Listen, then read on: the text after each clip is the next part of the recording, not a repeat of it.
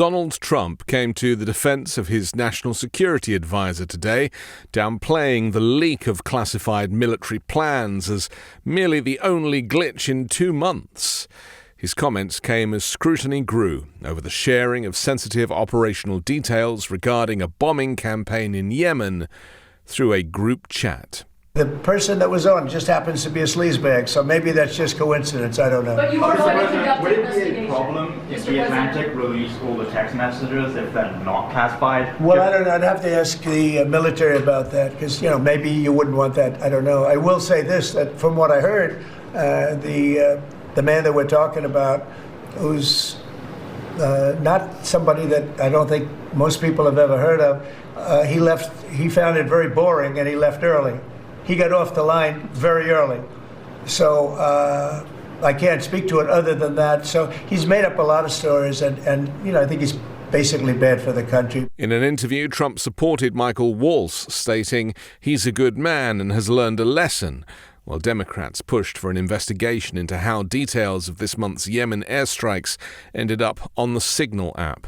Later in the day, during a meeting with ambassadors, Trump assured that his administration would look into the issue, but insisted that no classified information had been disclosed on Signal. "We'll certainly investigate," Trump said, but ultimately nothing happened. The operation was completely successful. According to The Atlantic, Waltz, who previously served as a congressman from Florida before becoming Trump's national security advisor, added the magazine's editor-in-chief, Jeffrey Goldberg, to a Signal chat on March 11. The chat contained specific details about an upcoming attack on the Houthi militant group in Yemen. Trump said that Goldberg's participation in the chat had no impact at all on the military mission. He defended Waltz, characterizing the leak as a minor issue that had turned out not to be serious. The White House also sought to minimize concerns surrounding the situation, taking no responsibility for a major national security breach. When asked how Goldberg ended up in the chat, Trump responded, "It was one of Michael's staffers on the phone. Someone had his number saved." Goldberg initially suspected he was being pranked until the Yemen airstrikes occurred, exactly as described in the chat. Speaking publicly for the first time since the report surfaced, Waltz said, "We are investigating and trying to figure out how he ended up in the chat." Other key members of the Trump regime, including Defense Secretary Pete Hegseth, Secretary of State Marco Rubio, and Director of National Intelligence Tulsi Gabbard, were also involved in the Signal conversation. During a Senate Intelligence Committee hearing this morning, Tulsi Gabbard avoided direct questions about the leak. When Senator Mark Warner of Virginia pressed her on her involvement, she replied, "Senator, I don't want to get into this." Later in the day, the White House released a statement accusing the media and Democrats of attempting to divert attention from Trump's success in eliminating threats to U.S. forces and securing key shipping routes. However, some Republicans voiced concerns about the security breach. Representative Don Bacon criticized the handling of the situation, warning that such actions could have compromised sensitive information. "They put classified information on an unsecure device. If I had done that in the Air Force, I would have lost my security clearance," Bacon said. "I guarantee you with 99.99% confidence that Russia and China were monitoring those devices and saw this information within hours of the strikes on Yemen." Yesterday, Pete Hegseth dismissed concerns, insisting that nobody was texting war plans and accusing Goldberg of spreading misinformation. Goldberg responded in an interview saying, "I've never seen this level of unserious behavior before."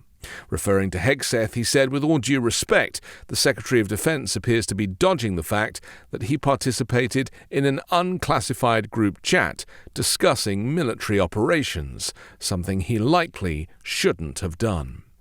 The unusual revelation emerged yesterday when The Atlantic published an article by its editor Jeffrey Goldberg, who revealed that he had been unexpectedly added to a Signal messaging group.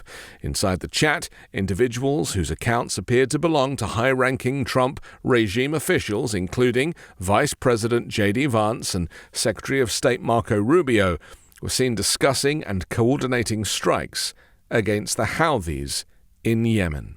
Meanwhile, NPR reported today that the Department of Defense had issued a warning last week advising against the use of Signal due to security vulnerabilities. The advisory indicated that Russian hacking groups had been exploiting a feature of the app to access encrypted conversations, raising further concerns about the potential exposure of sensitive information.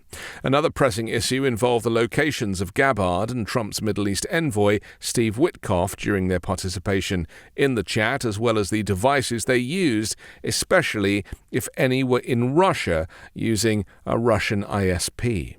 Flight records and Russian media sources indicate that Witkoff, who has also been involved in negotiations between Russia and Ukraine, may have been in Moscow at the time of the Signal chat.